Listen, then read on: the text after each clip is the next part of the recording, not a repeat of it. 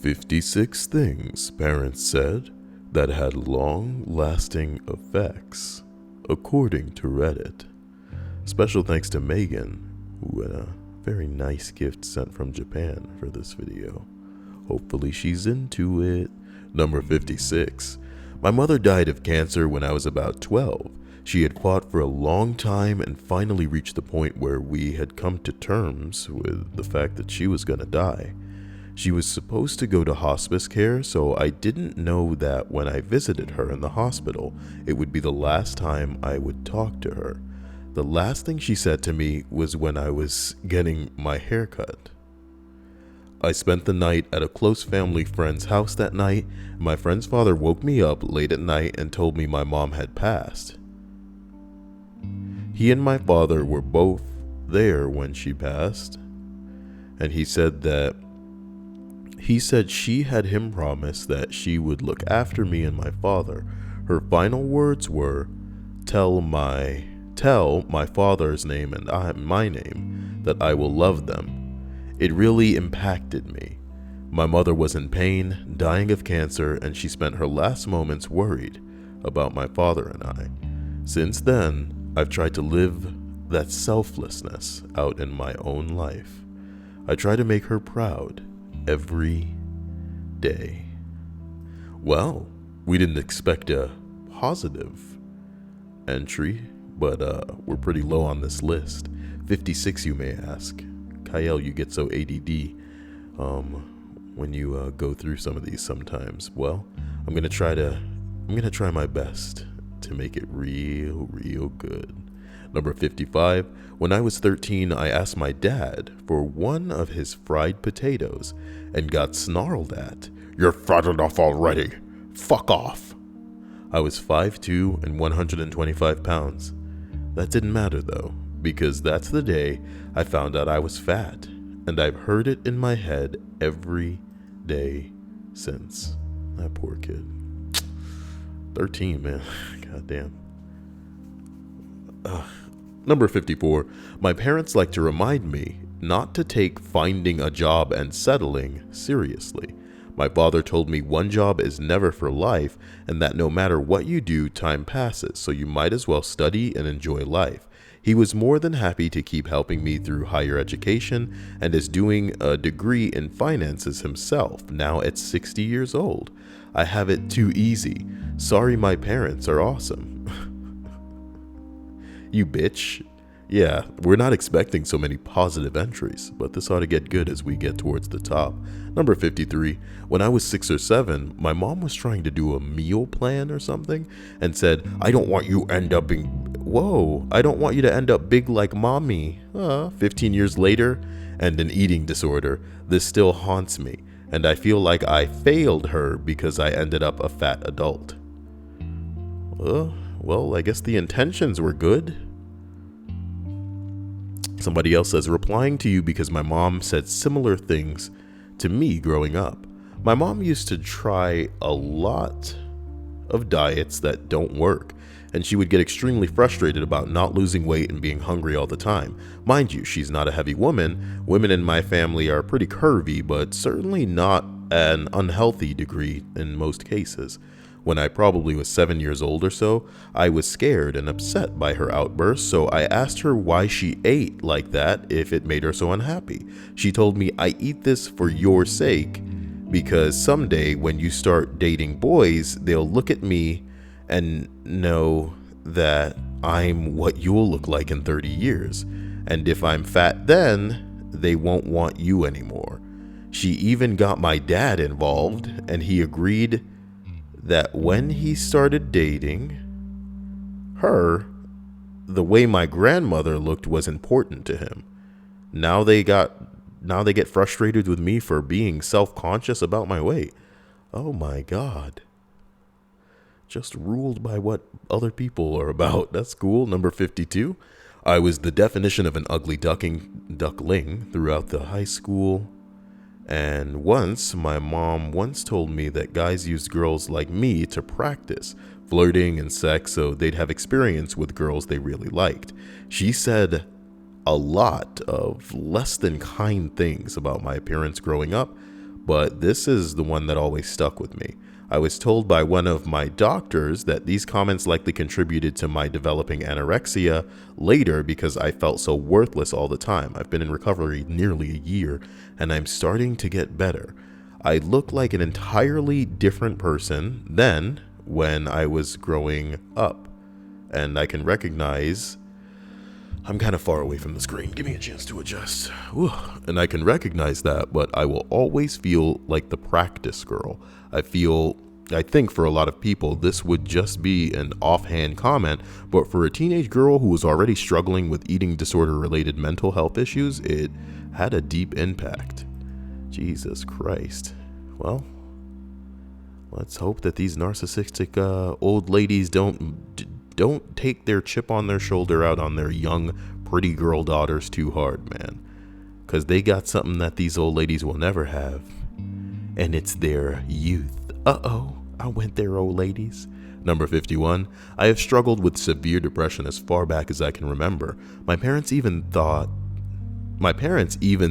in the medical field, refused to take me to see a psychiatrist. Their reason was that psychiatrists did not try to cure you, but would deliberately cause more problems so that you would continually see them for the rest of your life, and they profit. My dad's solution was constantly to compare me to the cartoon character Droopy Dog, who was very depressed in every episode. Whenever I would feel real sad and say, "Stay in my room," he would say things in a sarcastic voice.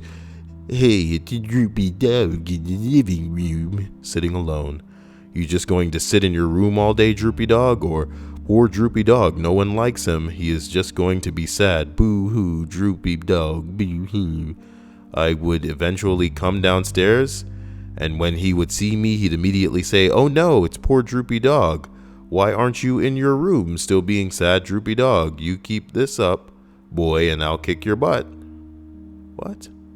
I'm 40 now, and it still infuriates me when I think about it. He laughs about it now when I bring it up. He still believes that there was nothing wrong with picking on a very depressed child. I mean, they don't understand, so that'll be the end of it. Sometimes you just got to give these old motherfuckers a pass, because they'll never get it. They'll never get it. They'll never understand. Then you know what they needed is pretty much to be shamed into thinking properly, is to have an audience of people going, "What the fuck is wrong with you?" for them to act right, because they in a way are kind of like the product of their own upbringing, and they're used to being bullied or peer pressured into doing something that, you know, they're not about, that they do because of those influences. So in that way, they expect to be able to just say or do something real stupid and be a negative way, and then have that influence on you, when in reality, you know, a lot of us are a little bit stronger as far as will and intellect than they ever could be, if only because of circumstance, because of the environment that we have to grow up in nowadays. So I guess what's the word? We're very lucky in that aspect, that we got to be born in this time where our eyes can be opened a little bit more, because back in those days it was just pretty much, oh man, it was like pretty foggy. Number 50, I used to self-harm, and when my dad found out, he looked me in the eyes and told me I was loved. Well, good for you, and good for your father. Number 49, you told me you wanted a cookie. Oh, this ought to be good. When I was about 15, my mother went to Tim Hortons, and I gave her some change and asked her to bring me back a bagel. She brought back a cookie and instead told me that's what I said to get. I locked myself in my room and cried harder than I think I've ever cried in my life, because the day before it was, I didn't scream and swear at you earlier. I had no idea what you're talking about. The week before it was, I've never hit you, but if you're so convinced it happened, let's call CPS and have them take you away to a foster family who will beat you for real. The week before that, it was, I didn't push you down the stairs. I barely even tapped you, and then you just fell. Now, this is something very profound that every child has to deal with out of a parent.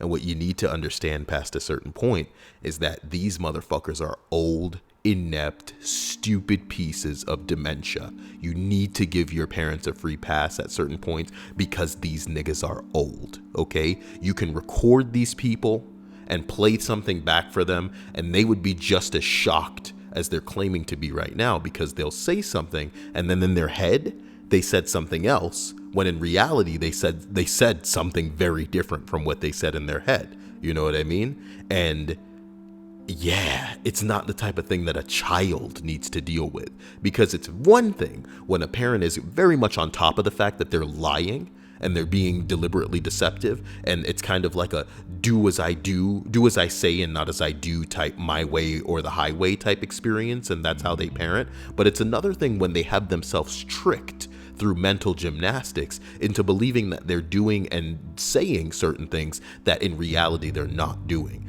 And that's so harmful to a kid, because look at this shit. You know what I mean? This shit is gonna reach further than you can possibly imagine. It's the type of action that has ripples that nobody can even see the full extent of. People will live and die, and the echoes of these actions in these people's past will transcend generations of people.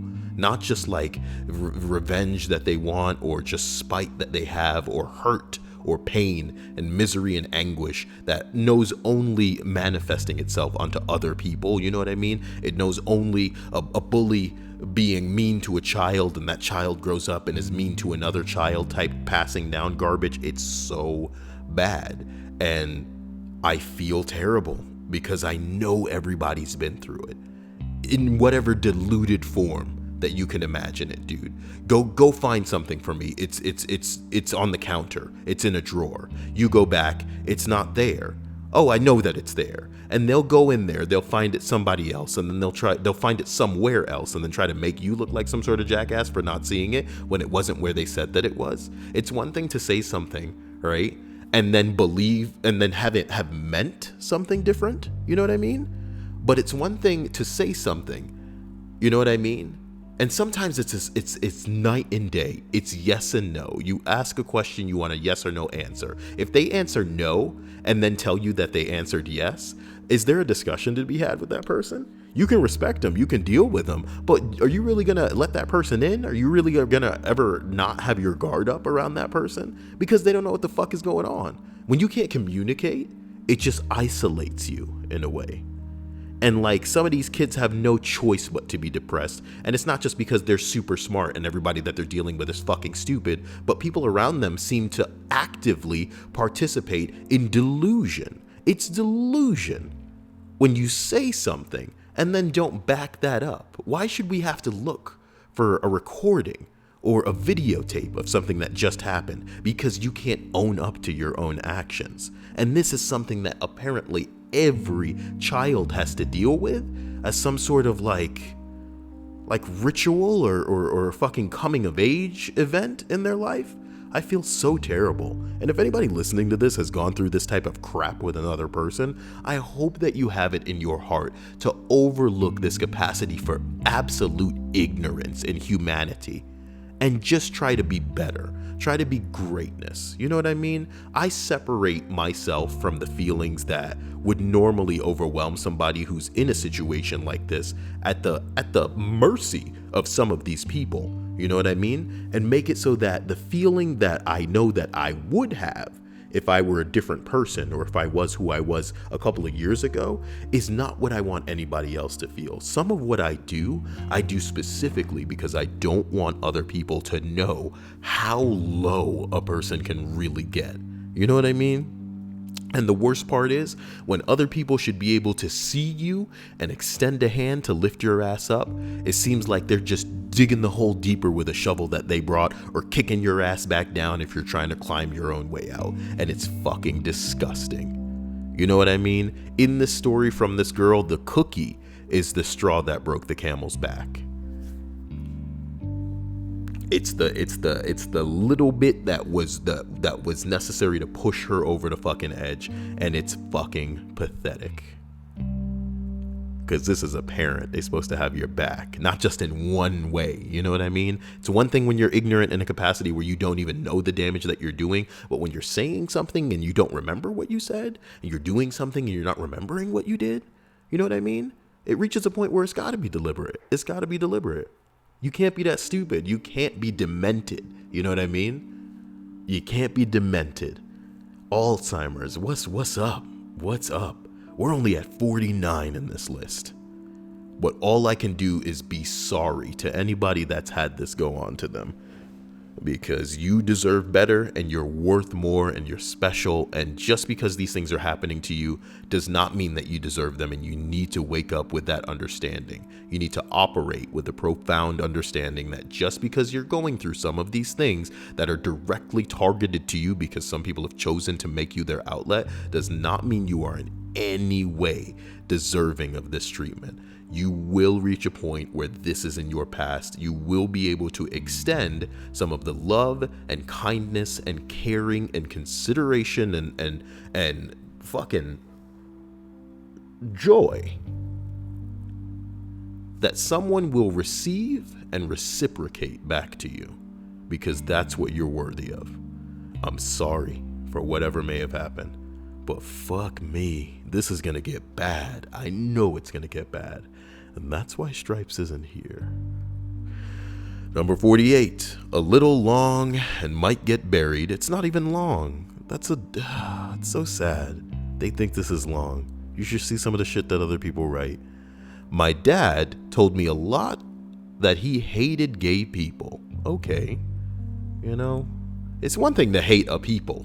You know what I'm talking about? Because you should hate what people do, not the people. A lot of Muslims people have pegged as terrorists. You're not supposed to hate Muslims. You're supposed to hate what they do. You know what I'm talking about? Psh. He found out that I might be gay and went on a crusade to get the gay out of me. I was going to a counselor because I was suicidal at the age of 12 because my dad's mental abuse made me want to kill myself. Of course it was all my fault. I should take it with a smile. Well, one night I had my legs crossed while sitting on a chair cutting some paper for a project, and my dad comes. I see him and immediately uncross my legs in fear of him yelling at me about it. Instead, he says, "Oh, it's okay that you do that. I accept it."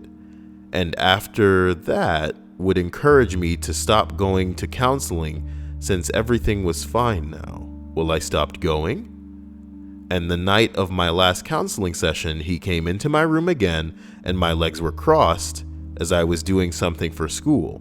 He yells at me and berates me for having my legs crossed. I told him he said that it was okay for me to do this, and I'll never forget what he told me then. He said, "I only told you that so you'd stop going to counseling." I learned that I could never trust him. I don't think he thought of it as such a damaging thing, honestly. He just thought of it as a response. I hated my dad growing up. Ugh. Look, man, please find happiness in this thread, people. You know what I mean? I hope these people went on to just find a place where they could be free and live that life. Number 47, when I was 12, nearly 13, my mom took me out to a dinner date to talk to me about puberty and how much we might hate each other over the next few years. As part of the evening, she said she had a gift for me. I was pretty super excited. She had teased that it was very special and something I would cherish. So clearly, I thought it was a Sega Genesis or maybe a pair of Reebok pumps. 33 years old, still never had a pair, and I'm quite pissed about it. Why didn't you get some Reebok pumps then? What the fuck? Instead, she handed me a book called Love You Forever. You know, the children's book. On the inside, she had written, "To my darling Jake, love Mom, always remember this. She died yesterday after a 12-year battle with early onset dementia. I'll be getting always remember this tattooed on my arm next week, traced from her handwriting. Bless your heart."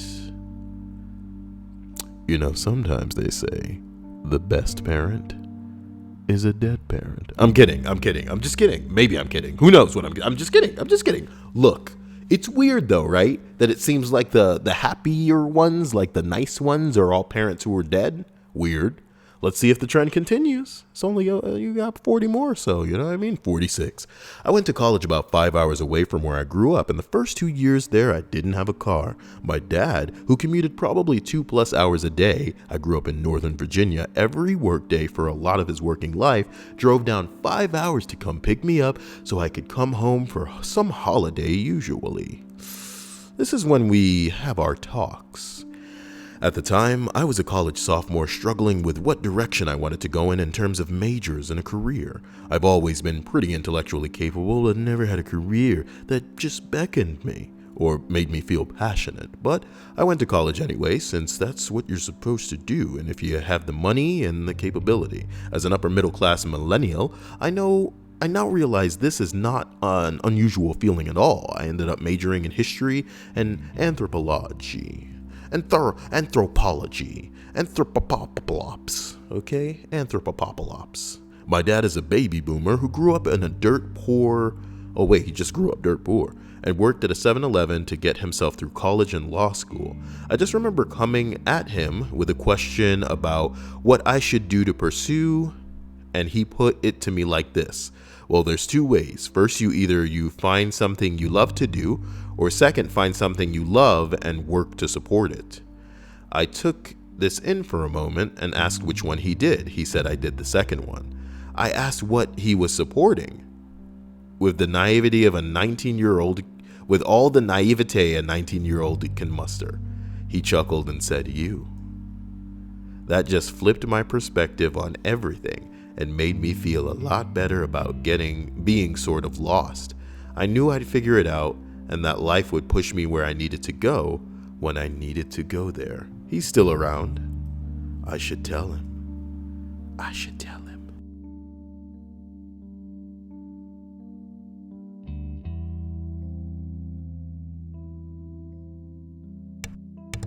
That was like the biggest sneeze you guys will never hear. Jesus Christ. Oh man, I already need a little bit of Vicks Vapor Rub or something. My nose just gets so congested every time we do it. Oh my God. Number 45, two incidents where the response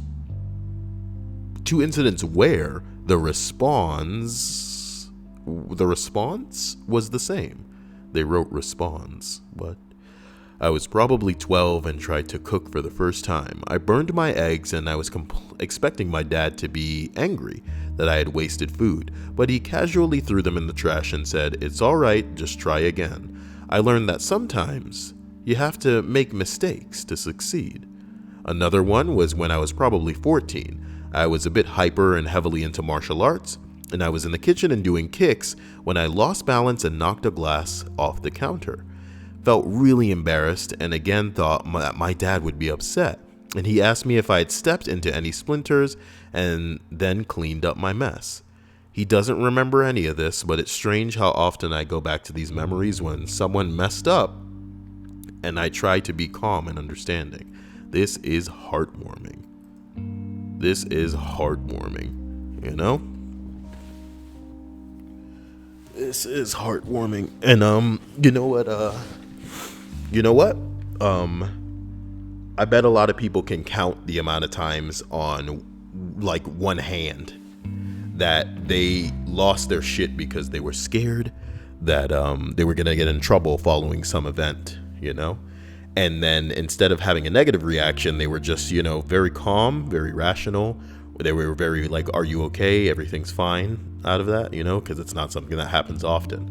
But it goes to show you within the context of this thing, the dude said that he paid it forward because of the actions of his father. He says, when someone messes up, I try to be calm and understanding because of the way that kind of shit was extended to him. And it's fun because that's the true lessons that you can teach people. You know what I mean? Is to be a certain way, is to respond to things a certain way. Bing bong. Number 44. This is really insignificant, but made a big impact on my relationship with my mother.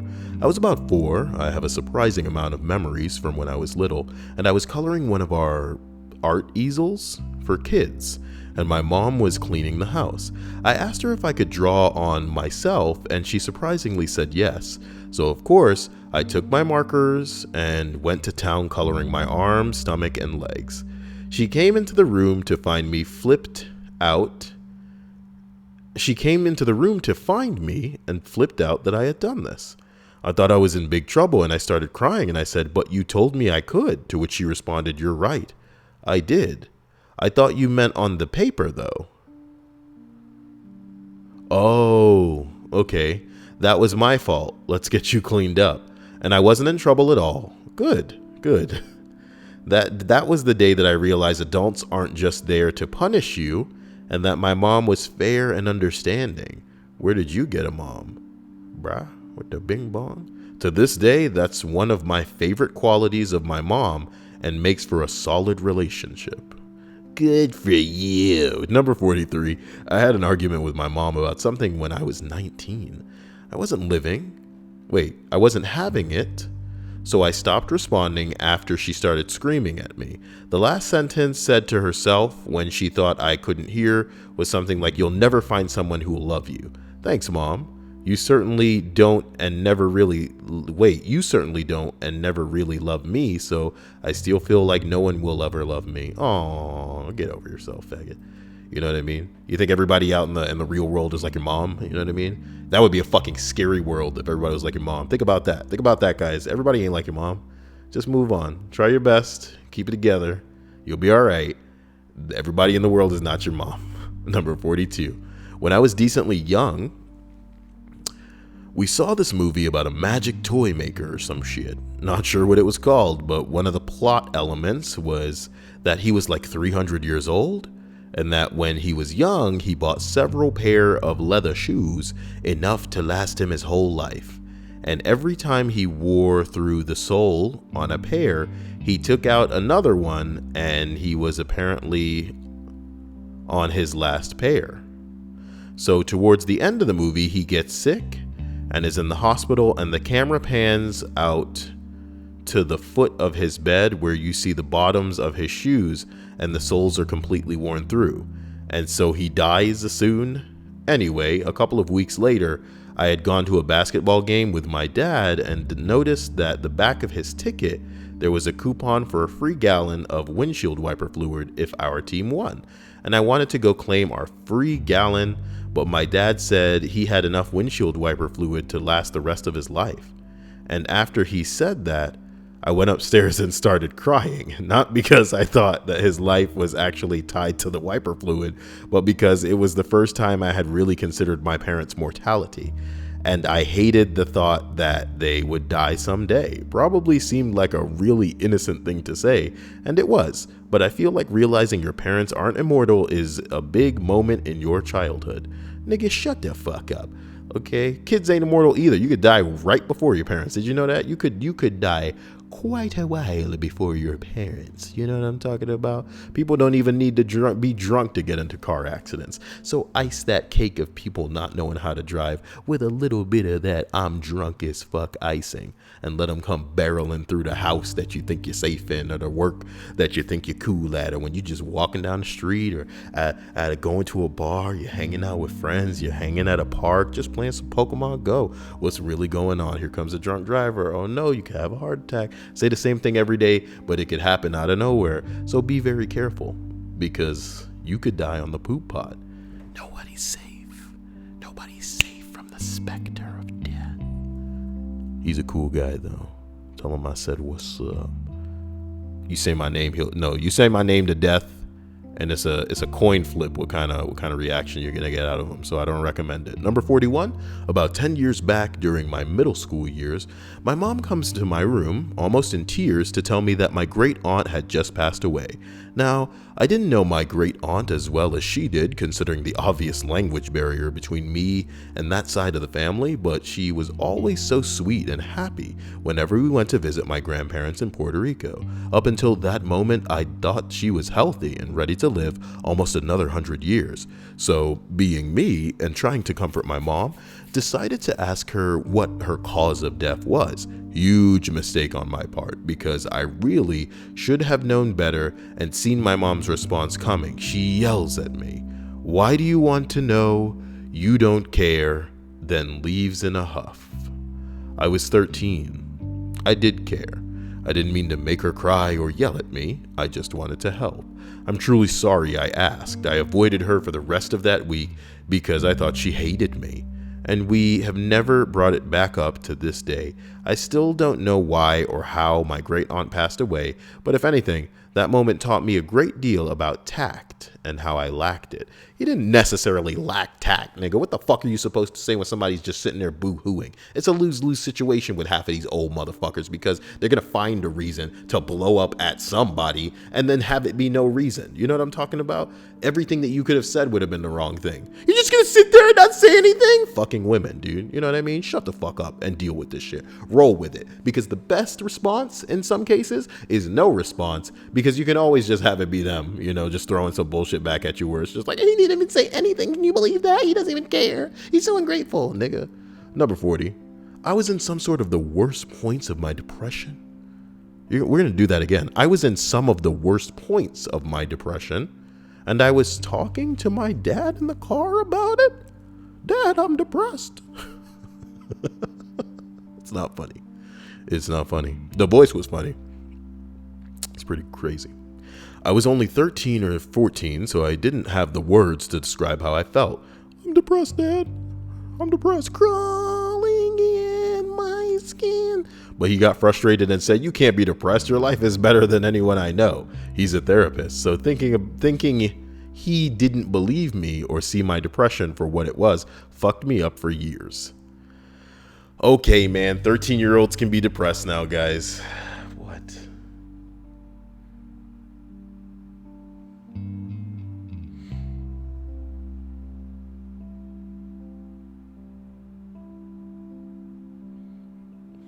Emily says somebody tried to run her off the road. That's pretty intense. And I asked her if she got the plates, and she said she got the first 3. Nah, baby. You need all of them numbers on that license, bing-a-bong. Anyway, number 39. But she's okay, and that's what matters. Number 39. They didn't say it to me, but to my adult brother's girlfriend. I was 15, picked up the landline to make a call, and heard my mother tell my older brother's girlfriend that the older brother was always their favorite. I am the most successful person in my family in terms of career, education, marriage, and basically slugging it out to make a life for myself. My wife and I put me through a BS and MS education without any help or other loans while we had a family. And I am the one in my family who is called when there is a crisis of any kind. Yet my older brother lives off welfare and some bullshit disability, and he is the favorite. It still bothers me. Why, bitch? Get over it. You know what you need to understand about the people in your family? Forgive me for going off on one, but I think that there's somebody listening to this that needs to understand this about people in your family. People being related to you does not make them inherently good people. People being related to you does not make them a saint. Okay? And sometimes you need to cut ties with people, not just because of who they are or what they've done, but because if they can't respect themselves and if they can't make decisions that are good for them, how the fuck can they care about you? Why would you want to trust them with how they would treat you if they don't give a shit about themselves, dude? Now, obviously, people having a favorite, I guess, is whatever. You know, I'm not saying he should just cut off your people in your family. I'm saying he needs to release his feelings associated with these motherfuckers. Do you know what I mean? No, they're not terrible people and they're not good parents or family members and siblings just because somebody said one silly thing that may have just been something to say to a person to get a certain reaction out of this girlfriend. You know what I mean? But you can't allow yourself to become so emotionally invested in shit that, you know, it dictates how you operate. Yes, if it's logical that you act a certain way to protect yourself or to be safer, you know what I mean, based on experiences and based on what you know as far as knowledge and the application of said knowledge, which makes it wisdom, yes, act accordingly. You know what I mean? But the separation between emotions controlling you and you controlling your emotions is shit like this. It shouldn't still be bothering you. This woman spat you out of her fucking vag, and if she want to say somebody else is her favorite, whether she meant it or not, it's not the type of thing that you should be dwelling over in a serious capacity. You know what I mean? It's not like she was violent with you to the point of you being within an inch of your life. It's not like some, you know what I mean? I don't know. I'm from a different background, okay? I've had some serious unfortunate shit unfold with my ass, and it's funny as hell. I have to, if I were ever to be thankful to my parent for anything specific, it's for teaching my ass at a very, very, very, very young age to be a man as it pertains to words being just that. Words are words, my nigga. And yeah, you could disrespect me and have me not like the way you're disrespecting me, but ain't no nigga gonna roll up and say some shit that's gonna make me just bam, beat on my chest like a fucking monkey and get crazy and flip tables over and go violent. You know what I mean? These things break bones? No. Words will never hurt me. Words will never hurt you. And yes, disrespect is a serious thing. You can't just allow yourself to be, I guess, disrespected in most scenarios. But again, dude, can't nobody say no shit to me that's going to get anything other than a fucking laugh, because my name is coming out of your mouth. And sometimes when I see people gossip and I see people talk shit, I think to myself, if when I reach the end of my life, I filled up 20 seconds talking about your stupid ass the way that you always fucking talking and thinking about me, then that'll be plenty, because I don't give a damn about you. But you seem to give a damn about me, nigga. And that's the ultimate response, okay? Don't let words sway you, because you have to make a choice of how to feel. You got to make the choice to get pissed off. Sometimes shit hits you and there's nothing you can do about it because you're emotionally invested in people. But we're talking about loved ones in a capacity where you're like with this person. You're almost like in a relationship where like they do something to you, and before you can even react, the emotions, the feeling has leapt out of you. You know what I mean? And sometimes you can't do anything about that. But there are other times where you can make a choice on how to feel. Whether you need to walk away, whether you need to take a break, whether you need to find a distraction and not think about that shit. Do not make yourself the bitch, because we got enough bitches walking around. We got enough bitches in the world, and we got enough bitches that I'm sure we're going to be reading about as we travel up to the top of this list. So without further ado, forgive me for going off. Just be a better person. That's all I want for you. I don't want to, die and have to think about what my legacy is right now, but I want to say some shit to some people that hits them in a way where they think about what they're doing and how they're acting. You know what I mean? Not for other people's sake. Fuck other people. This is for you. This is for you. I love you. Number 38. Oh man, this looks like a long one. Kill me, and it's been gilded twice, so it better be good. Let's fly through it, guys. When I was little and my mother was still alive, ooh, she dead.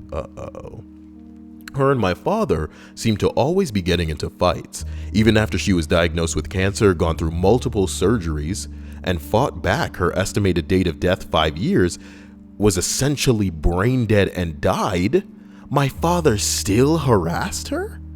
Besides calling her a stupid bitch and saying he hoped that she would just die already, one memory of him really stuck with me. I did not expect a really rude and awful dad entry, but here it is. One time during the summer, we had a storm and the power went out. My mother had just begun to enter her final stage of life and was on an oxygen machine and bedridden. She was unable to move, hear, see, or smell, but if she was conscious, she could still feel us. My father turned on the generator, but sent power to our basement, where he always smoked. Confused, we asked him why our mother's oxygen machine wasn't powered. We have oxygen tanks, so I may as well enjoy myself. We had one oxygen tank, with hardly enough air for 2 hours. It was for emergencies such as moving her to a hospital, not waiting for the power to come back on, which, living in the country, would take days sometimes. But the line that makes me look in the mirror every day and do reality checks is before my mother was even diagnosed. I was 5, and at this point, I wasn't aware of all the fighting. I remember my mother walked into my room one day and sat down at the bed on the bed with me. She asked me what I was doing, and I was playing Pokemon Fire Red, the first video game she got me. Oh, that's beautiful. That's beautiful. Because that's a real time sink. That's a true distraction. That's something that's going to be able to keep him busy for quite a while. I know all about Fire Red. It's like the remake of Pokemon Red, which for people who don't know, if you're watching this video, Pokemon Red and Blue are easily the RPG that sold the most copies of anything. Of anything, baby.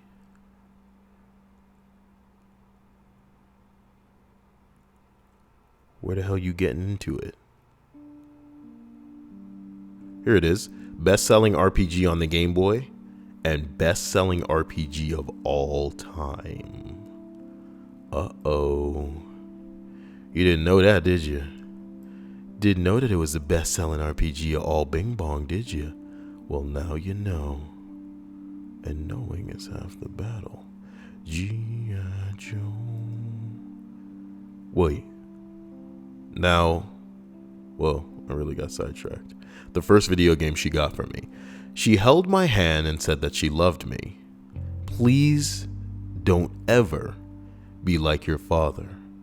Please respect women and love your children. Know that I may not always be around, but I will always love you and support you.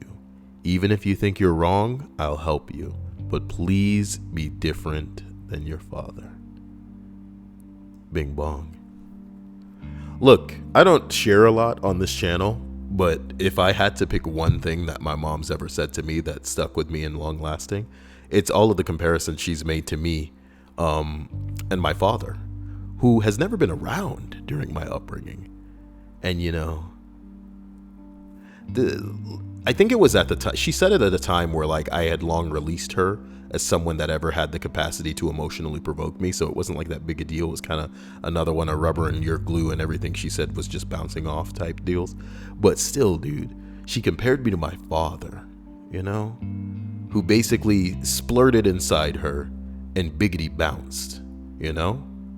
And I'm not here to attack anybody and say, oh, you didn't choose a partner that you knew would stick around. You didn't wait until you were, you know, in a relationship that you thought would last, or, you know, maybe even married. So it was like a little more, you know, firm or something like that. I'm not attacking anybody for anything. But my point is the comparison to me, you know. Would I be the type of person that would just go splurt inside of a woman and then get the fuck out of there?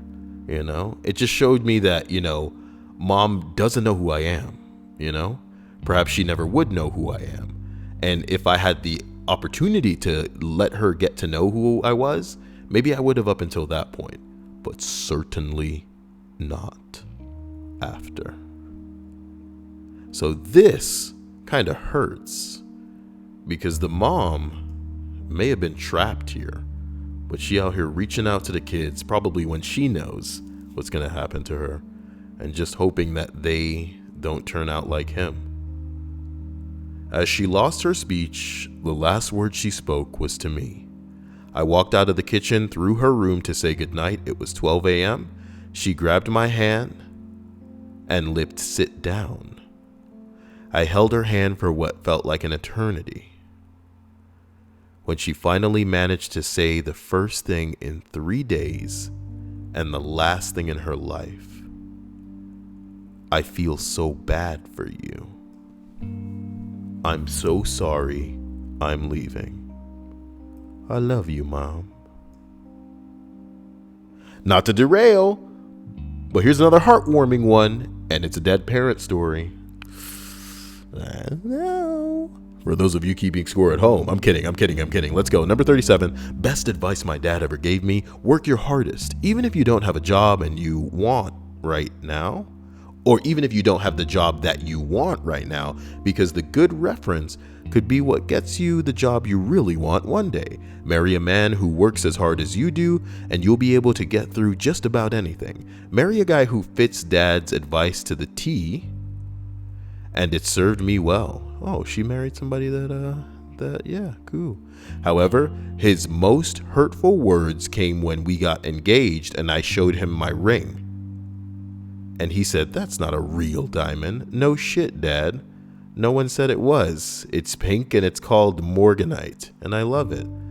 And because you taught me how to be smart with money, I told him that he shouldn't buy me a diamond when we're seniors in college, and a decent real diamond would decimate our savings. Overall, Dad's an awesome guy. He just puts his foot in his mouth. Sometimes he's got foot in his mouth disease. Uh-oh. Man, we're only at 37? Jesus Christ. Man, I love my subs. Well, what the hell was I thinking with this list? This is going to go. This list is going to keep going. Number 36. My father told me on multiple occasions that, to paraphrase, you can grow up to be anything you want except gay. Then I'd have to shoot you. I called him out on that as an adult, and he sheepishly apologized and admitted it was a shitty thing today. It was a shitty thing today. It stuck with me, though, and gave me some additional empathy for the actual gay kids with fathers like that. Somebody said, "I am a gay, and I have a father like that." A gay. We have been estranged for more than a decade, but when you realize you are a gay, stop saying a gay. When you realize you're gay, a sentence like that from someone you love stays with you forever. Stays with you forever, nigga. Number 35. When I was 16, my mother spit in my face and said that she wished she had aborted me. I'm 41 now, and the pain is still as raw as the day it happened. You fucking cucks. I'm kidding. It's a shame that things like this happen. But hey, man, maybe it made him stronger. Maybe it built character. Maybe nobody else could hurt you the way that you'd been hurt up until that point. Because if she feel like this towards me, what can anybody else do to me? I'm sorry for people listening to this who aren't used to my garbage. Dude, I can't edit it out so early. We have so much more of the list to go. Number 34. My dad chaperoned my 6th grade field trip to the local swimming pool, and when we go by the swimming, we go to the water. I was painfully shy as a kid, to the point of literally not speaking out loud for months at a time. I was later diagnosed with severe anxiety and many depressive disorders. So during the field trip, I was sitting alone off to the side as I usually do. A couple of girls from my class, they came over and they asked me to go swim with them, and I shake my head and say, "I am a black man. I cannot swim in the water. What are you, crazy? We go down by the water with a stick and I will kill the fish for you, and you will see that I am a man that can bring things to the table. And that type of thing is a fish. The fish on the table that you will cook for me, and then we will eat dinner together."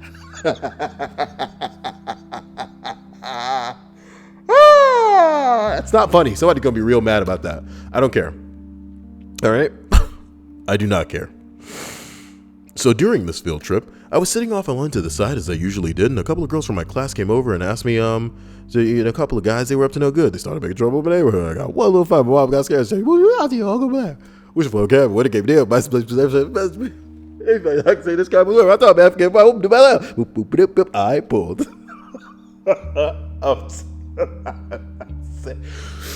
Damn, nigga, try this shit again. So during the field trip, I was sitting alone off to the side, as I usually did. A couple of girls from my class came over and asked me to go swim with them. I shook my head no, and they left to swim.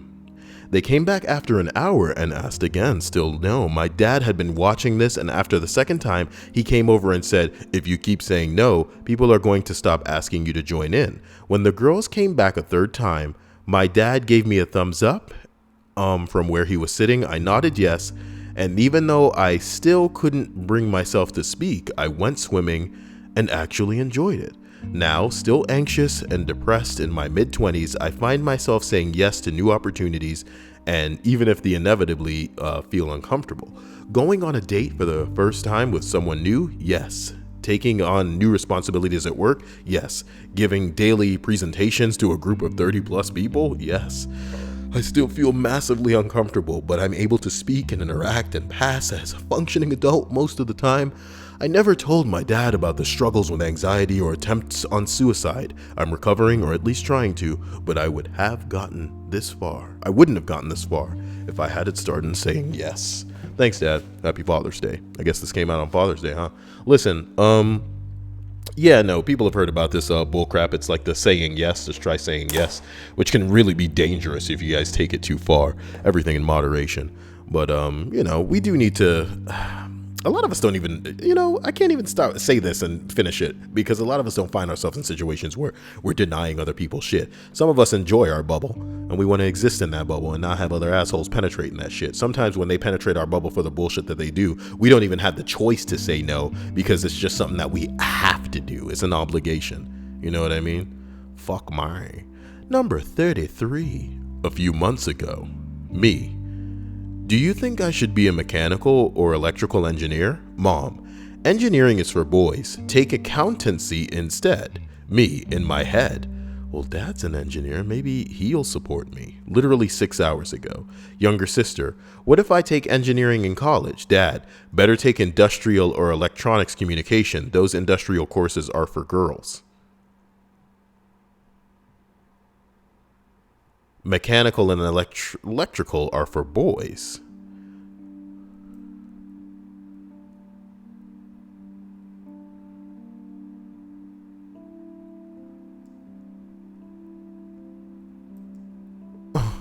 Aw, this is so sad. Oh my God. Look, I want to believe that these people will be dead in like 30 years. So, maybe then we'll be living in some sort of I don't know, not a utopia, but maybe there'll be cameras everywhere and Big Brother will always be watching you.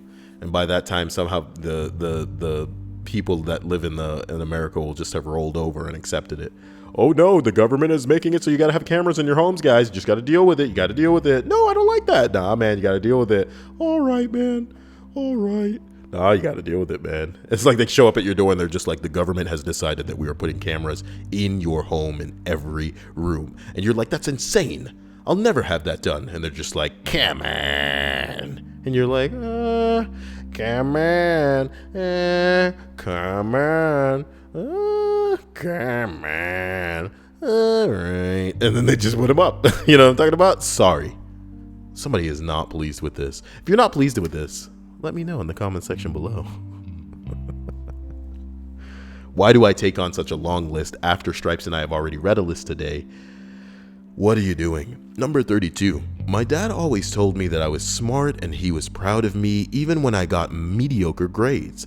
I know a lot of Redditors say that being told that they're smart pushed them to fail, but him doing so pushed me to actually try.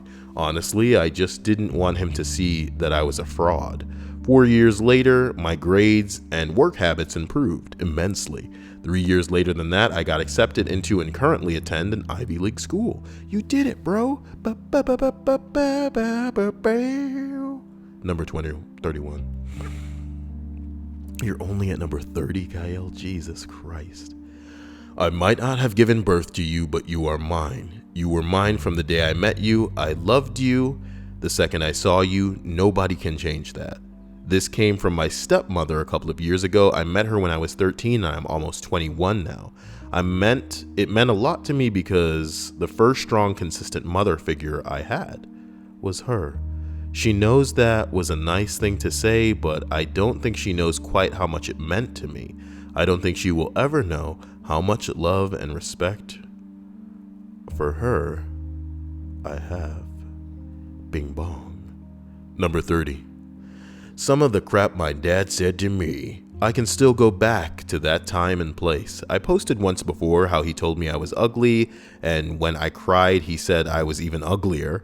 The other thing I still remember vividly, it wasn't what he said, it was what he wouldn't say. When I was 5, I told my mom I loved her. I asked her if she loved me, and she said of course. Then I told my dad I loved him, and asked him the same question. Crickets.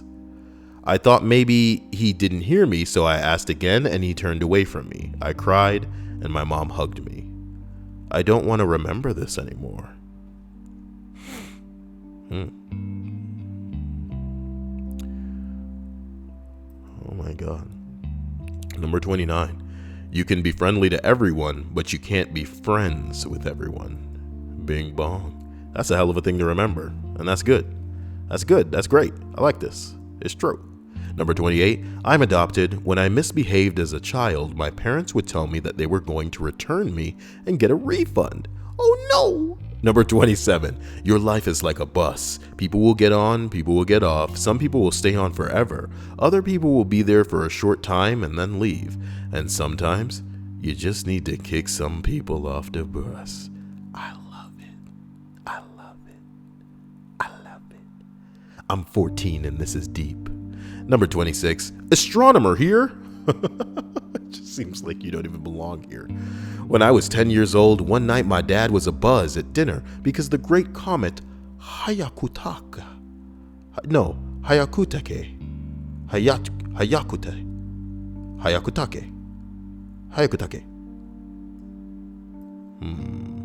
What do you have to say about it, Google? The comet Hayakutake.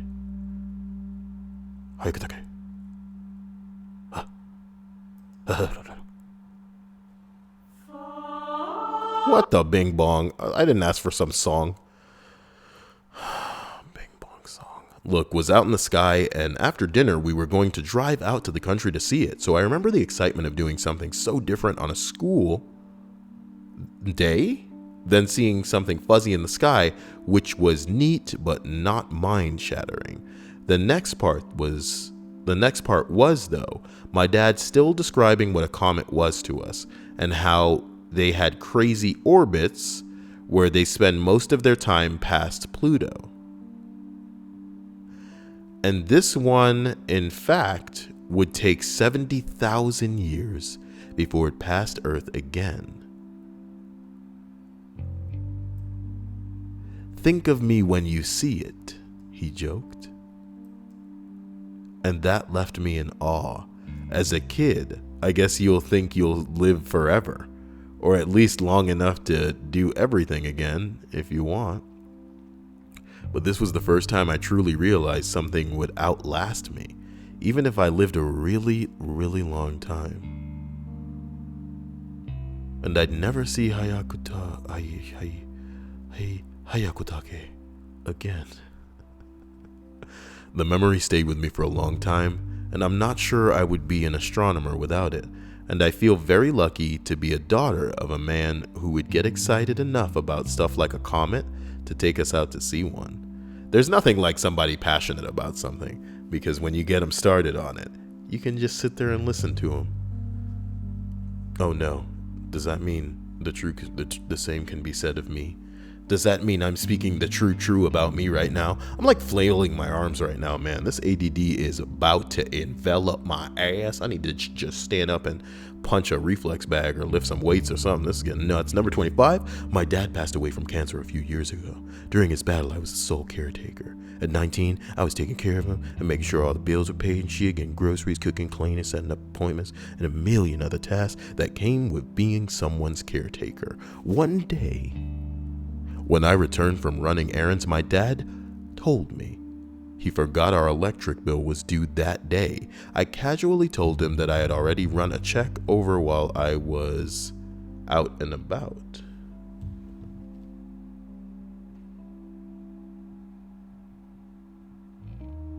Sorry, I got a text from Hannah. While I was out and about, I remember he stopped what he was doing and turned to look at me and said, "You're going to be just fine when I'm gone." Oh. That was heartbreaking to think about, but comforting to know that he saw my maturity and ability to handle everyday responsibilities. I hadn't felt I was ready to be on my own, but he helped me realize I would be just fine. 8 years later, and I am doing okay on my own, but man, do I wish he was here. Happy Father Day, Dad. Because his dad was so much of a dad that it's not even for other people. It's just for his dad. Happy Father Day. It you, Dad. It me, Dad. This you. Her father now. Day. Time. Yes. Oh my God. Now, number 24. A few. Integrity is how you behave when nobody is watching. Everybody you meet knows something you don't. Only look in your neighbor's bowl to make sure they have enough. Nigga, your parents didn't tell you this shit, you stupid bitch. Okay, number 23. When my father was dying, he told me that he was leaving this life, he had because... Wait a minute. Number 23. When my father was dying, he told me that as he was leaving this life, he had become aware of what was important and what was not. He said that all he owned, his professional success, and other things people prized were just ashes and dust. He said the three things that were of value that he would take with him were the love he shared with people, the services he performed for them, and what he had learned and experienced. He then reminded me that one day I would be in the same position. So if I wanted to look back at the moment on life without regrets, then I should focus on what I would see as important when I am... What? Then I should focus on what I would see as important when I am on my deathbed. That one conversation has shaped my life for the last 40 years. Words to live by. Number 22. When I was around 11 or so, my dad came home from work after a bad day. He worked long hours around inmates as a correctional officer, so sometimes it seems like he forgot that children weren't prison inmates that he needed to talk down to. It's a shame that, they even do that at all. Anyway, I had a snack after I got home from school and left a paper plate on the coffee table. When Dad came in through the front door, he saw it, yelled at me to throw it away, stop being lazy, and that I was worthless. It really was a little thing, but it stuck with me for the long time, and I still remember it to this day. Well, correctional officer. Well, there you go. Fuck you, CO. Number 21. My dad has a...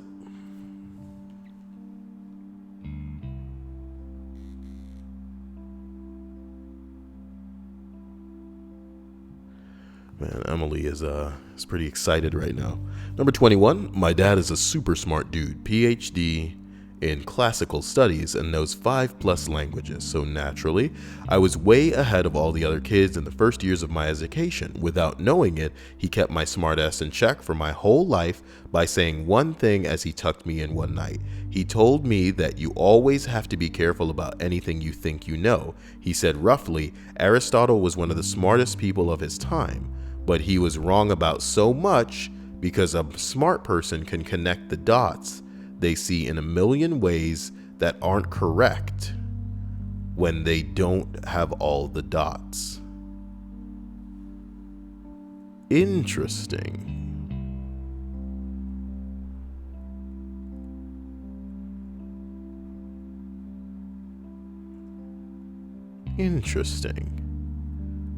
Number 20.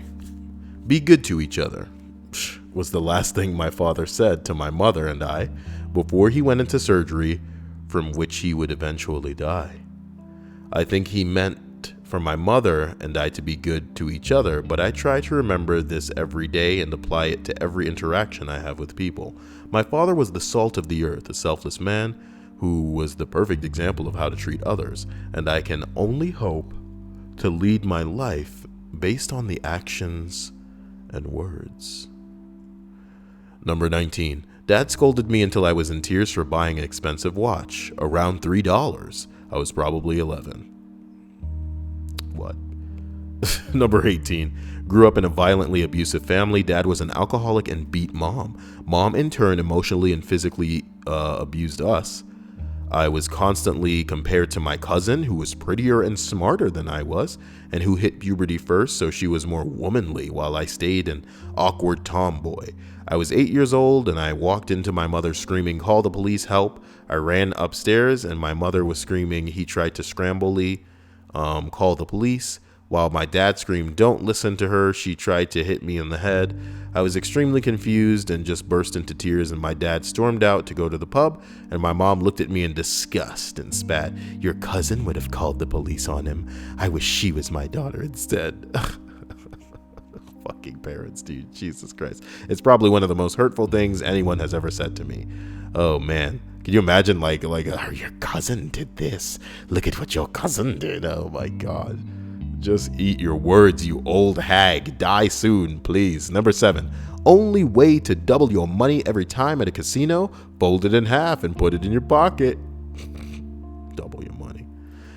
Number 16, when I was little, I was mad at my mom one morning, and when we were fighting, for whatever stupid reason, she was dropping me off at school. She said she loved me, and I told her I hated her. I was young. She told me I shouldn't say that to her because she could go and get in a car accident or something. I may not ever see her again, and I hate you would be the last thing that I would ever have said to you. To this day, that has stuck with me, and I try to not to leave things on bad terms with people. You never know it's the last time you're going to see anybody. That's the kind of rationality that comes with, I don't know, being a man and having a cock between your legs, because women like to get into arguments all the time and then spend who knows how long mad. You know what I mean? And that's the thing that, sorry, I saw somebody running outside. They were going. Sorry. That's a figurative butterfly that just flew by me and I couldn't even keep it together. I apologize. Why am I doing these long lists? Number 15.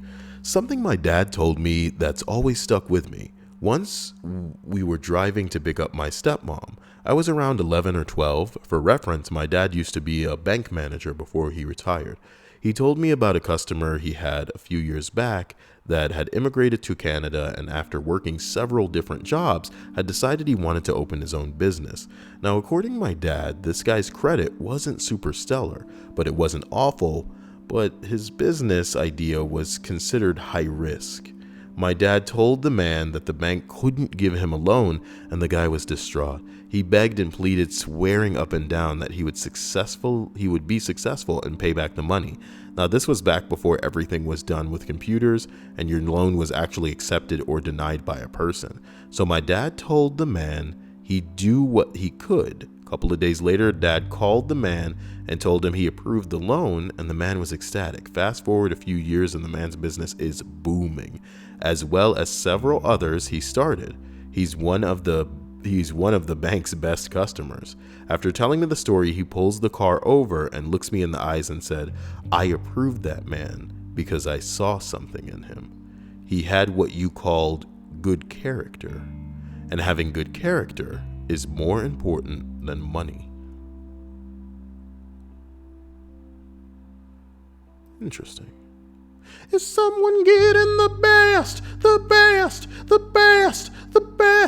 you?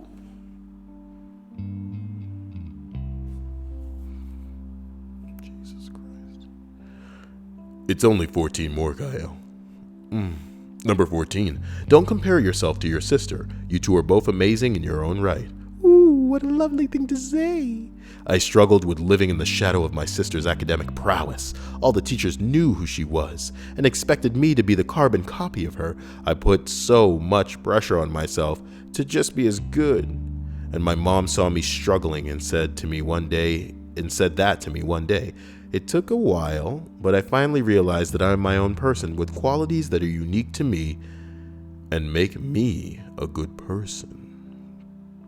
Somebody responds, my older sister was always beautiful, head cheerleader, lots of friends. When she went away to college, people would stop me in the grocery store to ask about her and tell me how gorgeous she was. It made me hate myself. A few years ago, when I was 25 or so, it finally occurred to me that maybe my sister had been jealous of me too. I was the smart one. Nobody ever bothered to ask her what she thought about anything. So one night we got drunk and I asked her if she ever felt bad because I was the smart one, and she answered, of course. Everyone was always going on about how bright you are. It made me crazy. Okay. Again, you don't need to be sorry for anybody here, nigga. Like, pretty people got the wild card in life, boy. They'll never touch a doorknob figuratively. All them doors will be open for you, and that cute face and them big ass titties. Look at your chiseled jaw, boy. You're just a handsome motherfucker, aren't you? Number 13. When I was pretty young, my mom once told me, never feel embarrassed about asking for a ride home, in regards to not being sober enough to drive. Years later, I'm leaving a friend's house and I may make it about 1 block before I can literally hear my mom's voice in my head as I'm driving and thinking to myself, man, I don't want to call my boyfriend to come get me after I told him I wouldn't need a ride. Immediately pulled over and called him. 10 out of 10 would do it again. Yeah, bitch, you could get raped. That's not the type of thing that you want to find out the hard way. Yo, drunk ass stumbling home can't fight off an attacker. You're already a female. You can't fight off an attacker, nigga. You know what I mean? You want to know what stops a lot of guys from raping girls? Is the fact that they would get caught. You feel what I'm saying? That's real, baby. There's a little bit of realness spilling out on you. So the fact that you're getting drunk and you're just like, oh, no, it's fine. I'm gonna stumble home. Nope. Nope. Some people don't give a fuck. And I'll tell you what, the people who don't give a fuck and will just rape a lady, they don't care about you staying alive. You know what I mean? You are just a warm hole to fill. So unless they want to keep that hole warm and that meat fresh by keeping you alive and dealing with feeding your ass like the animal you've become because you're a sex slave now, they're just going to dispose of you and do it all again. That's easier. You know what I mean? Cut that body up, some pieces, get some acid. I don't know. Forgive me. This isn't something that I expected myself to be doing. How long has this list been going on so far? An hour and 10 minutes. It's only an hour and 10 minutes and I'm whinging. I'm sorry, guys. Number 12. When I was young, I would only go pee outside. Obviously, this wasn't sustainable, so my parents had to find a way to get me out of the habit. They told me that if my willy was out for too long, then a bird would think it was a worm and come and eat it. To this day, I'm peeing outside. I still piss out as fast as possible and check my surroundings for possible predators. This guy. Number 11. When I was like 4 years old, my mom told me that if you don't pull out a splinter, it travels in and pierces your organs and you die. Whenever I went near splintery wood, I got terrified.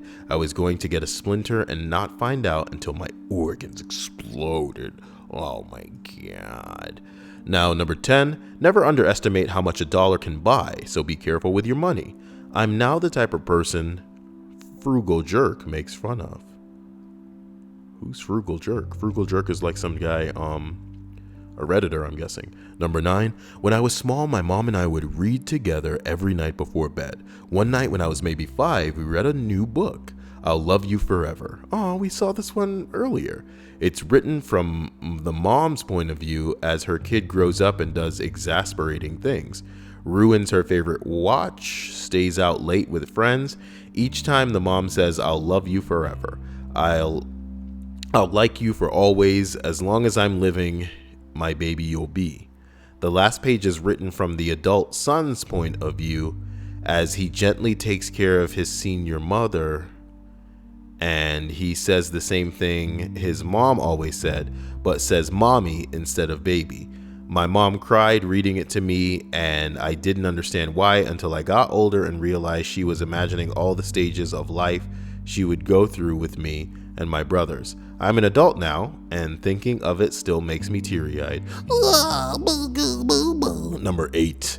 My mother said something to me when we were getting her passport renewed. This was June 2016. The option was for a 5 or 10-year renewal. I checked off 10 years, and she chuckled and told me not to waste my money. I asked her why. She said, I'm 77 years old.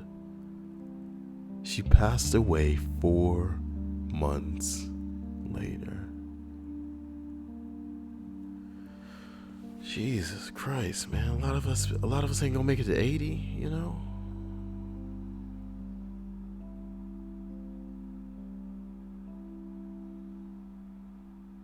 How old is my grandmother? I just realized, but I don't want to think about it.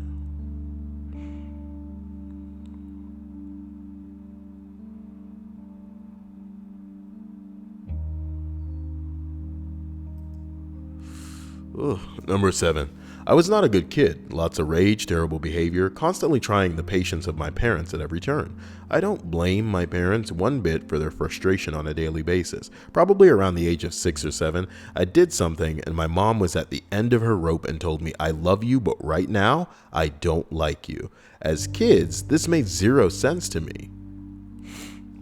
Because like and love with family are the same thing, right? It sort of confused me and made me a bit sad for a while. Years and years later, late teens, the memory came back to me and kind of hit me like a ton of bricks. Not because of my mom not liking me at that moment, but the realization of having a strong relationship means loving and respecting, even though there are temporary moments where you are angry and don't particularly like the person. This has guided every relationship I've been in as an adult. Family, friends, coworkers, my life. It really helps me, keeps perspective in rough moments, and remember that the anger is temporary and will pass, and that the person will be there at the end. Poem for your Sprague comments. When you're angry at life and you're losing your way, I can't always promise I'll know what to say. I don't have the answers and can't make it clear. And sometimes I'll speak and you won't want to hear. You won't always like me. You won't think I care. And sometimes you'll feel like I'm being unfair. You'll look for a reason and someone to blame. And maybe at times I'll be feeling the same. But think for a moment and you know that it's true. In all that you are and in all that you do, when doubting or pouting or angry at me, I'll love you forever, whatever will be. That woke somebody up and I know it. Hey man, thanks for falling asleep watching my video. I want you to go ahead and find a playlist of my videos. Just put that on. You could either run it with the audio on or you can mute it and then just have it run all night, man. That'll make me probably like $1 by the end of the day. If you really want to make me money without having to contribute anything via Patreon, or PayPal, just click the ads on the video sometimes. You didn't know that, did you? Like if you just click the ads sometimes, it'll send my ass money based on that ad revenue. It's fucking crazy. Special thanks to my patrons as well. Hope, Sean, Frankie, Patricia, Proper, Mavadakis, Luke, Eric, Nicholas, Lexeus. You guys are sexy as fuck. And I'm also going to be working on some very interesting and special stuff for the channel soon, because some of these lists are getting interesting. And then I'm killing it by going too deep. I should probably condense all of these to 20 and make them nice and concise. Because look at number 6. God damn. Number 6. My dad is a very calm person. He went through a lot of garbage in his life and turned out to be an amazing man. He spent a lot of time in weight training and was a big guy when I was young. My brother was 10 years older than me and a good 5 foot, 12.7 centimeters taller than my dad. One day when I was 9, my brother, whose birth mother would just randomly drop him and my sister off and disappear for months at a time, decided it would be fun to beat me with a garden hose. He was really laying into me when he heard the screen door slam shut. My dad was standing on the porch, glistening and shirtless in the Houston sun. While I lay curled on the ground whimpering, he strode up to my brother and said with absolutely no hint of anger, "Would you care to pick on someone your own size?" My brother, who's actually an okay guy but was going through a lot of shit as discussed previously, said in a snide tone, "Sure, tell me when you find him." My dad gave my brother a left hook he never saw coming, which laid him on the lawn instantly. He then picked me up and carried me into the house. I've never seen my father be violent or even raise his voice. I was terrified. He could tell, and he said, "Do you know why I was upset with your brother?" Like in a Jesus voice. "Do you know why I was upset with your brother?" To which I replied, "He was hurting me." And he said, "Yes, that's right. It made me angry that he hurt you. And what was worse, when I caught him, he didn't care that he was hurting you. He was mean and disrespectful to me and you. You hit him because he disrespected you?" I asked. "No, I hit him because I was angry and he needed to know that there were consequences for actions. He's an adult now and he was acting like a child. So if someone makes you angry, is it okay to hit them?" What he said next is the part that shaped my worldview to this day. that depends more on you than them. If you let everything make you angry, then it's almost never going to be the right decision to hit someone. If you save your anger for when it's needed, then sometimes it might be right to hit someone. Today I hit your brother because he was hurting someone who is weaker than him and wasn't ashamed when he got caught. That should always make you angry, and you should always help if you can, even if it means hitting the person. The exchange made me realize that I'm in control of my emotions to a large degree, and that I could make the decision in advance of how I would let situations affect me. Now, maybe I lost a lot of you by going off on Kyle rants in the beginning of this list, but if you stuck around and if you listened to Kyle, I said the same fucking thing. You make a fucking choice of how to feel. If you let everything make you angry, then what's the point? But if you choose what's worth making you angry, the separation between you controlling your emotions and your emotions controlling you, do you understand how significant a man in a person's life is when they're coming up is, dude? Moms are great, but they can't do it alone, because the significance and difference fundamentally, genetically, between the men and the woman isn't just like a difference in gray matter and white matter developing in the brain. It's the difference between emotion and rational logic in certain situations, dude. You know what I mean? It's not that women aren't equal, it's that we are genetically fucking different. It is we are hormonally different, son. And it's scary that you would see this mirrored exactly as I said it to you early in the list. You know that I don't read these lists ahead of time, because if I did, I'd probably skip half of the shit that I end up reading, because I'm reading half of them sometimes and I'm like, yawn, you know what I mean? Shit.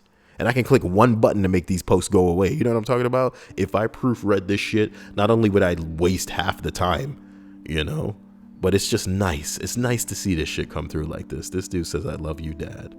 To all of y'all with a real good dad in your life, you know, you're lucky.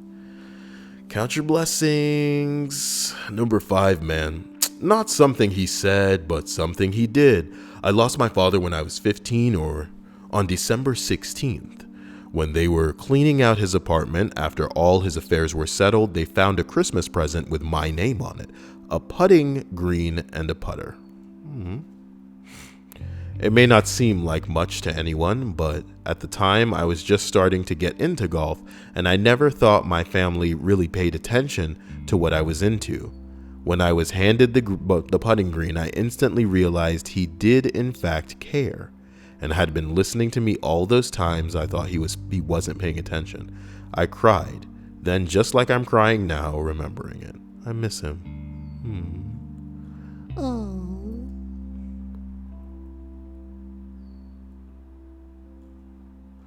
Holy crap, man. Number 4. Growing up, our house was always disgusting. To this day, when my mom was finished with a plate of food, she will set it on the counter and leave it there. By weekend, our counters were piled up full of rotting food and spoiled milk. Every weekend, I was tasked with cleaning the kitchen, while my sister cleaned the living room, and she was way smarter than me and did a poor job, so she didn't have to do it. My brother played. He was too young.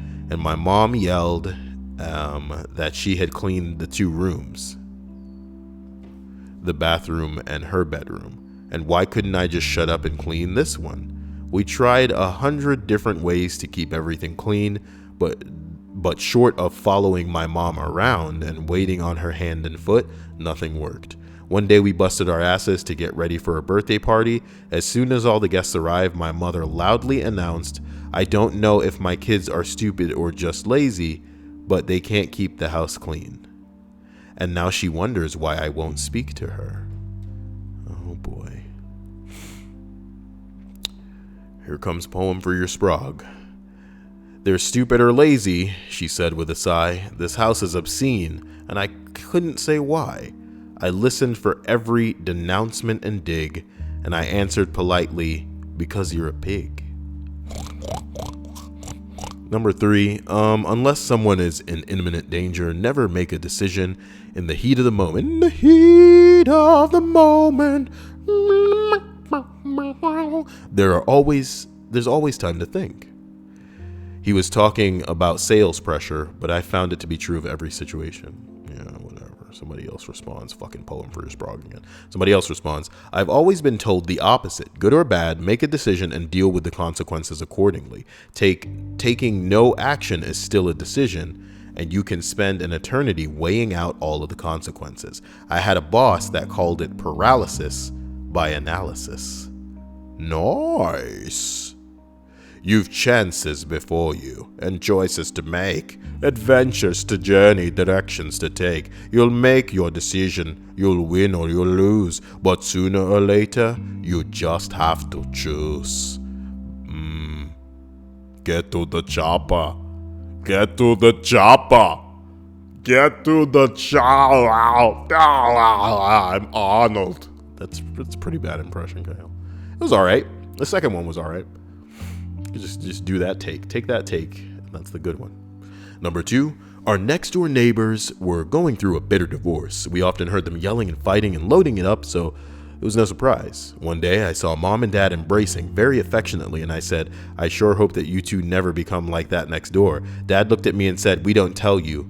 We don't yell, we discuss. We don't fight, we disagree. Then find a way to work it out so it's good for both of us. And that's called compromise, my motherfuckers. Y'all lucky as hell to have found each other. That's what's up. Oh, damn. Thanks, Dad, for words to live by, especially on Father's Day. Father's Day, Father's Day, it's Father's Day, a couple of days ago. Guys, as we reach the last entry on this, whoa, I moved the fucking banner, god damn. On the list of 56 things parents said that had long-lasting effects. Guys, this list killed me. I'm so fucking proud to have made it to the end. Woo. Number 1 reads as follows. Well, my mom was dying from cancer and had a few strokes which left her unable to speak. I must be having a stroke right now because I can't speak. That's not funny. And only move her left arm. When I got to the hospital, the last words she ever said were, my baby. So loud and audible. She won't know the impact it has on me now, but it was probably a big deal to her. Someone else says, as a mother whose children have grown up and moved out, it absolutely thrills me like nothing else to have one of them walk through the door. You gave her the best final gift she could ever have hoped to receive. I am sorry for your loss. Oh. Guys,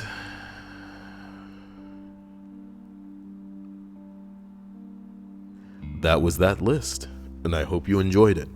A special heartwarming thanks to my Patreons, and another sexually charged thanks to Megan, who was really sweet, and she's in Japan right now, and you guys know that I'm a weeb on the inside.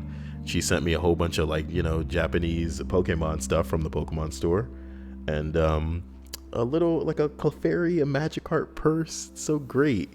So cute. Little Squirtle in there. Very adorable stuff. I always think about because I'm, getting in shape now, or trying to get in shape. And I think that if I could just, drop a couple of pounds to get a little sexy, I would start a video, like a vlog or some bullshit or some crap where I get on camera. But I want to put all of these neat little sweet, pretty things that people have gotten on a shelf or something, and then go from there. I love you guys to death, and I can't get enough. So I'll be seeing more of you soon. Hopefully tonight we can do a confession podcast, and you guys will have a great time. And if not, then I'll see you in the next list.